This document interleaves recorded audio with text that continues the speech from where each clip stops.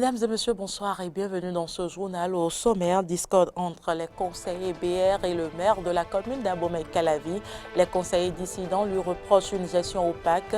Vous suivrez dans cette édition l'analyse de quelques spécialistes des questions de décentralisation et de gouvernance locale. Pas de défilé militaire en vue pour la fête de l'indépendance de cette année. Une décision du gouvernement que les citoyens ont diversement appréciée. Et puis en Afrique du Sud, les partisans de l'ancien président Jacob Zuma manifestent depuis quelques jours. Ils réclament la libération de l'ancien président incarcéré pour outrage à la justice.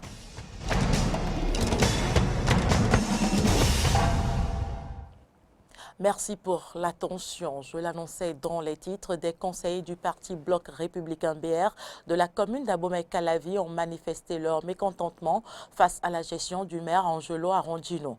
Ils l'ont fait savoir en conférence de presse la semaine écoulée après avoir boycotté le vote du collectif budgétaire. Je vous invite à présent à suivre quelques journalistes et spécialistes des questions de gouvernance locale. Ces conseillers communaux du bloc républicain de la commune d'Abomey-Calavi dénonçaient le 6 juillet dernier la gouvernance du maire Angelo Arondino. Une sortie médiatique qui fait suite à une première manifestation de leur désaccord par abstention lors du vote du collectif budgétaire 2021. Selon l'expert en gouvernance locale, Franck Kinivor, c'est une manière d'interpeller le maire sur sa gestion. Il y a une différence entre s'abstenir, donc ne pas émettre un vote contraire, et de voter contre le budget, le collectif budgétaire numéro 2 du maire. Donc ils n'ont pas voté contre le collectif budgétaire, mais ils se sont abstenus. C'est une forme de protestation pour dire nous ne sommes pas d'accord. Et ça, ce n'est pas encore la crise dont parlent les gens sur les réseaux sociaux. Lorsque le maire dispose d'une majorité absolue qui l'accompagne pour diriger la commune, on ne peut pas parler de crise alors que sa majorité est restée fidèle et loyale au maire. Mais ce qui est intéressant, c'est que des conseillers puissent apporter des contributions pour améliorer la gestion de la commune. Entre autres manquements reprochés au maire, la prévision d'un montant de 150 millions pour l'achat des kits scolaires aux enfants démunis de la localité et la gestion du foncier, un logiciel mis en place par la mairie en partenariat avec une entreprise privée pour enrôler les conventions de vente de parcelles fixées à 5 000 francs qui ne seraient pas payées au guichet unique et donc sans aucune traçabilité. Des contrevenances qui relèvent du manque de concertation et qui pourraient avoir de lourdes conséquences si rien n'est fait selon les journalistes politiques Marcel Zoumenou et André Dossa. Il y a déjà eu au niveau de certaines villes, certaines de nos villes, des tentatives de destitution de maires. On n'en est pas encore là au niveau de Calavi, mais généralement, vous savez, ça démarre quelque part, ça commence quelque part.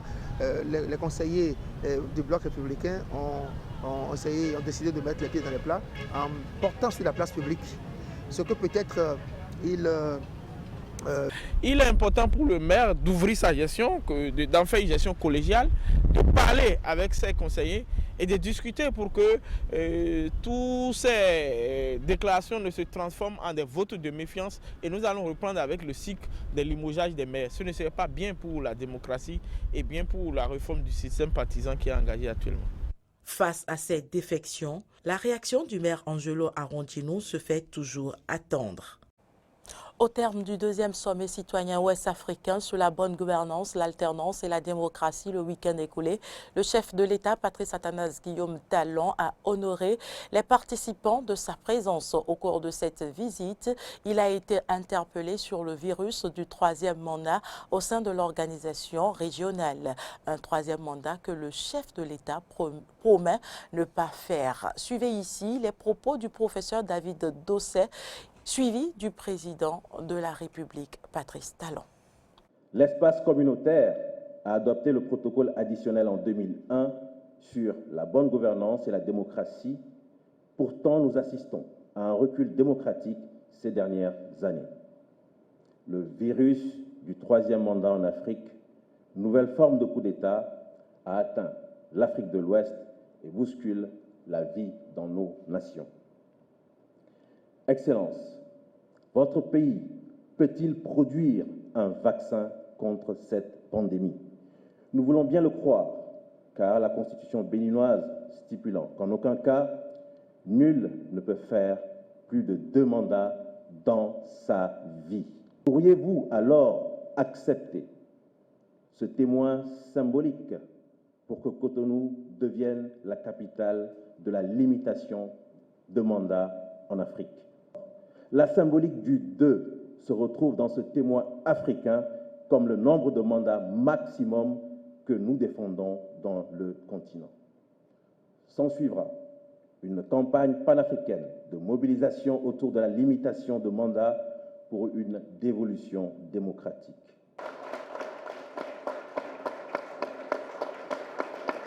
J'ai en tout cas l'obligation de ne pas donner de leçons.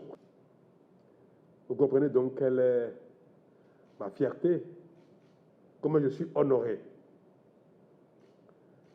de défendre sur la terre béninoise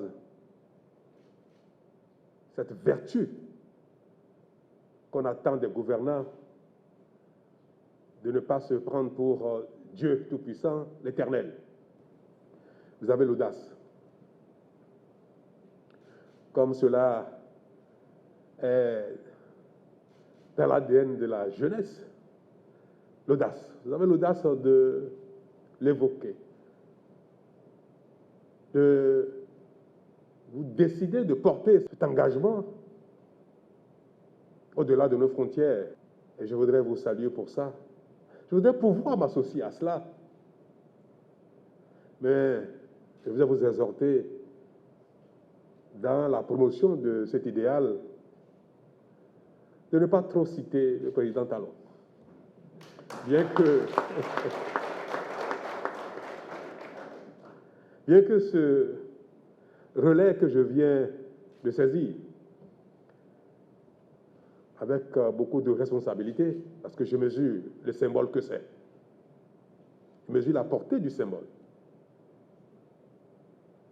Et devant vous, combien je veux m'engager et vous prendre à témoin pour passer ce relais le 3e dimanche du mois de mai 2026 à celui qui aura la confiance du peuple béninois.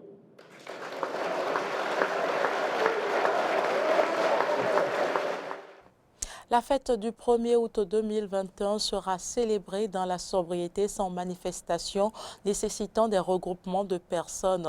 Comme l'année dernière, il n'aura pas de défilé militaire et autres réjouissances. Ainsi en a décidé le gouvernement. La principale raison évoquée est la crise sanitaire de la Covid-19. Nous avons recueilli l'avis de quelques citoyens sur cette décision. Ils sont au micro de Clémence Tonoucoin et de Jean-Baptiste Bocon. Mon humble avis, d'abord, c'est une décision juste.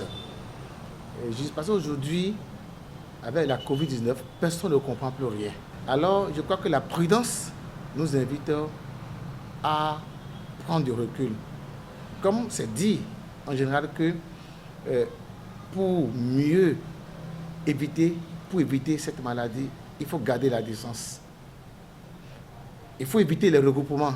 Je crois qu'un État responsable doit aller vers cette décision-là, éviter les regroupements.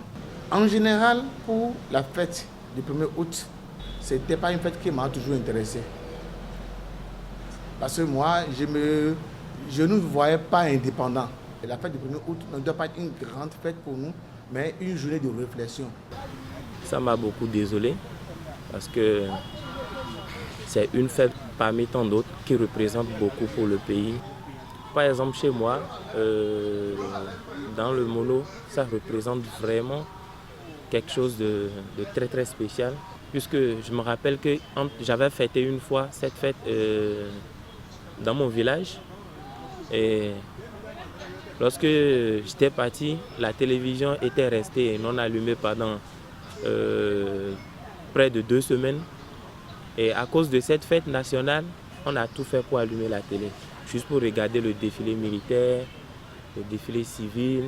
Ça, même si on n'est pas sur les lieux, la retransmission même de cet événement apporte vraiment un engouement très positif dans les lieux même les plus reculés du Bénin. La crise, elle est mondiale. Ça veut dire que le gouvernement, il aime sa population parce qu'à organiser la fête de l'indépendance d'une nation, vous imaginez, il y aura beaucoup de monde. Donc c'est vu ce point que j'en peux cette décision. L'adhésion, elle est louable. On ne peut que remercier l'État pour cette décision. C'est une bonne décision parce que ce n'est pas seulement pour cette pandémie. Pour une fête, on va passer des défilés, on va faire des tours. Ça nécessite des dépenses. Ça peut endetter le gouvernement ou bien ça peut endetter l'État béninois. Mais si on élimine ces genres de dépenses, on peut toutefois utiliser dans d'autres domaines pour pouvoir contribuer à l'économie béninoise.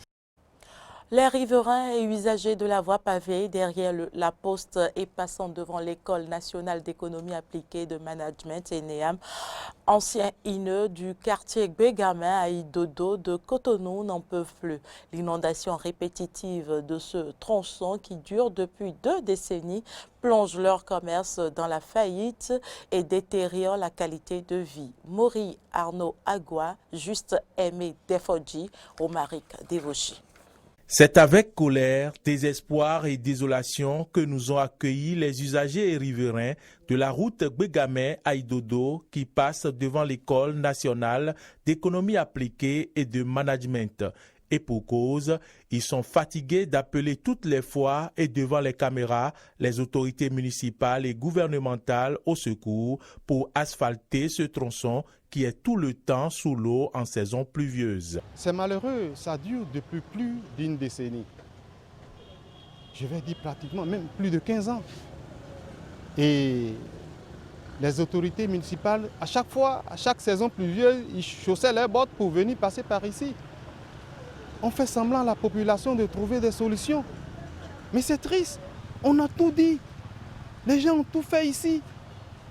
Des délégations se sont rapprochées des autorités. Mais ils n'ont rien fait pour ce quartier. Il y a des travaux qui ont été exécutés à coût de millions ici. L'argent du contribuable a été investi ici. Mais toujours pas de solution. Après, on nous fait on sort des chiffres faramineux pour dire que des travaux ont été exécutés. Venez voir ce qui a été fait. C'est encore noyé dans l'eau. C'est pas bon. Ça, là, nous sommes même fatigués. On a plusieurs fois alerté les chefs quartiers, les membres de la mairie, mais rien ne change. Donc, nous sommes juste fatigués. On les regarde faire seulement. Ça fait très longtemps. Chaque fois on alerte, mais on ne trouve jamais de solution. Depuis des années, vous venez, vous filmez, mais vous repartez, il n'y a pas d'amélioration. On fait comment? Les désagréments qu'ils subissent sont de tous ordres, à savoir économiques, sanitaires et environnementaux. Les clients n'arrivent pas à venir. Les clients ne peuvent pas passer dans l'eau pour venir. Donc on est obligé de vivre comme ça. C'est pluvieuse, c'est la mévente complètement. On quitte le bureau, on rentre dans l'eau. Dans nos bureaux, l'eau rentre. Donc on ne peut rien. Et vous imaginez qu'il y a trop de commerce sur la ligne. Tout cela doit payer les impôts. Les autorités, en voyant ça, est-ce qu'eux-mêmes ils peuvent traverser les flaques d'eau et aller faire quoi que ce soit ici? Ils peuvent se rapprocher d'un commerce ici? Je peux me mettre bien maintenant, mais je vais vouloir sortir, je vais voir de l'eau, je vais me retourner. Une fois de plus, les usagers et riverains de cette route lancent un appel aux autorités compétentes. Nous allons les inviter dans cette période d'asphaltage, ils n'ont qu'à penser à notre voie là. Sinon, on doit croire que la première phase d'asphaltage, ils vont commencer par ici. Malheureusement, ils avaient choisi d'autres endroits. Mais j'aimerais que la deuxième phase, ça puisse commencer par ici. Oui, une fois de plus encore, nous leur demandons de penser à ce quartier. Cette route passe tellement que... Mais allez, promenez vos micros devant les ministères, devant les autorités. Ils vous diront. Autant qu'ils sont, ils voient tout ça. Mais nous leur disons pardon de penser à ce quartier. Monsieur le maire de Cotonou, venez nous réparer cette voie-là. Merci beaucoup. Avec un brin d'espoir, les usagers et riverains de ce tronçon de Gbégamé à Idodo espèrent que la deuxième phase du projet asphaltage prendra en compte cette voie très empruntée par les autorités béninoises.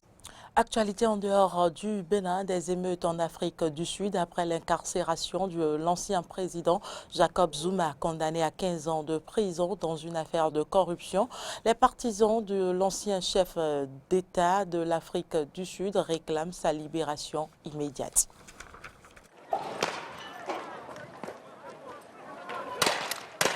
Des scènes dignes d'un pays en guerre. Depuis quelques jours, l'Afrique du Sud est confrontée aux pilleurs et au chaos. À l'origine des violences, l'incarcération de l'ancien président Jacob Zuma, contestée par ses partisans.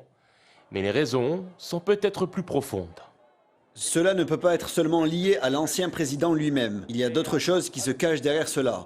Pourquoi les magasins sont-ils pillés? Pourquoi prennent-ils des objets dans les magasins? C'est la question qui se pose. Pourquoi brûlent-ils des voitures? Il y a donc plus que cela. Depuis quelques jours, la tension grandit en pays zoulou, la région d'origine de Jacob Zuma. L'ex-chef d'État, condamné pour outrage à la justice le 29 juin, s'est rendu à la police en milieu de semaine dernière. En signe de protestation, des supporters de Zuma ont bloqué des axes routiers. Un camion transportant des véhicules de luxe neufs a été brûlé, tout comme ce véhicule du Programme alimentaire mondial des Nations Unies. Des denrées alimentaires ont été pillées. Des tensions qui riment avec exaspération dans un contexte de crise sanitaire et économique. Au début, ces gens-là disaient qu'ils soutenaient le président Jacob Zuma. Mais lorsque nous avons vérifié sur Facebook, il semblait que ce n'était plus le cas. Que disait-il sur Facebook ? Quand nous avons vérifié sur Facebook, ils ont dit que ce n'était pas vrai, que c'était vraiment pour le président. Maintenant, ils ne font que détruire. Dimanche, l'actuel président sud-africain Cyril Ramaphosa a mis en garde contre tout acte de vandalisme et de criminalité. Ceux qui sont impliqués dans des actes de violence seront arrêtés et poursuivis. Un climat délétère qui pourrait perdurer alors que la population fait face aux restrictions liées à l'épidémie de Covid. Pour endiguer une vague de 20 000 cas en moyenne par jour, le gouvernement sud-africain a annoncé le maintien du couvre-feu de 21h à 4h du matin pour au moins 15 jours. Les bars, les écoles restent fermées. Les rassemblements politiques et religieux sont toujours interdits. En Haïti, 5 jours après l'assassinat du président Jovenel Moïse, les enquêtes se poursuivent. La police annonce avoir appréhendé l'un des présumés commanditaires de l'attaque. Un Haïtien soupçonné d'avoir commandité l'assassinat du président Jovenel pour prendre sa place. Principale préoccupation moi-même. Ma principale préoccupation en tant que Premier ministre, c'est l'enquête sur l'assassinat du président. Pour capable une justice. Je demande justice pour le président, justice pour la première dame, justice pour ses fils et ses filles. Nous remercions la population parce qu'elle s'est montrée intelligente et a agi avec vigilance pour aider la police nationale à capturer les Colombiens et les 2 Américains. L'enquête est notre principale préoccupation. Il n'est pas possible qu'un président soit mort dans ces conditions. Le président Miguel Díaz-Canel accuse les États-Unis de vouloir créer des troubles sociaux à Cuba. Les États-Unis demandent au gouvernement cubain d'écouter son peuple. Ils mettent également en garde contre toute ingérence extérieure. Le pays est confronté à une crise économique qui a conduit des milliers de Cubains dans les rues ce dimanche pour manifester contre le gouvernement en place. Scène rare dans les rues de La Havane. Policiers et manifestants s'affrontent dans la capitale cubaine. Ce dimanche, des milliers de personnes ont manifesté à travers le pays, en colère. À bas la dictature, à bas les Castro. Des manifestations inédites contre le gouvernement. En réaction, le président cubain Miguel Díaz-Canel appelle ses partisans à descendre dans la rue. C'est pourquoi nous appelons également tous les révolutionnaires du pays, tous les communistes à sortir dans la rue, dans tous les endroits où ces provocations vont avoir lieu aujourd'hui, à partir de maintenant et pendant tous ces jours, et à les affronter avec détermination, avec fermeté et avec courage. Conséquence de cette escalade, des tensions entre manifestants et contre-manifestants dans certains quartiers de la Havane. Une contestation sur fond de crise économique, la pire depuis 30 ans selon certains observateurs. Crise que la pandémie de Covid-19 ne fait qu'aggraver. Depuis qu'elle sévit, les pénuries d'aliments, de médicaments sont permanentes et l'électricité est coupée plusieurs heures par jour. Dans le même temps, Cuba enregistre de nouveaux records de contamination et de morts dus au coronavirus. En visite dans les rues de San Antonio de Los Baños, le président cubain accuse. Au milieu de cette situation, et comme si les foyers de pandémie n'avaient pas existé dans le monde entier, la mafia cubano-américaine qui paye très bien les réseaux sociaux, les youtubeurs, les influenceurs contre Cuba, a créé toute une campagne en prenant comme prétexte la situation dans la province de Matanzas, comme celle de la situation à Cuba. Ils ont appelé à des manifestations dans toutes les régions du pays.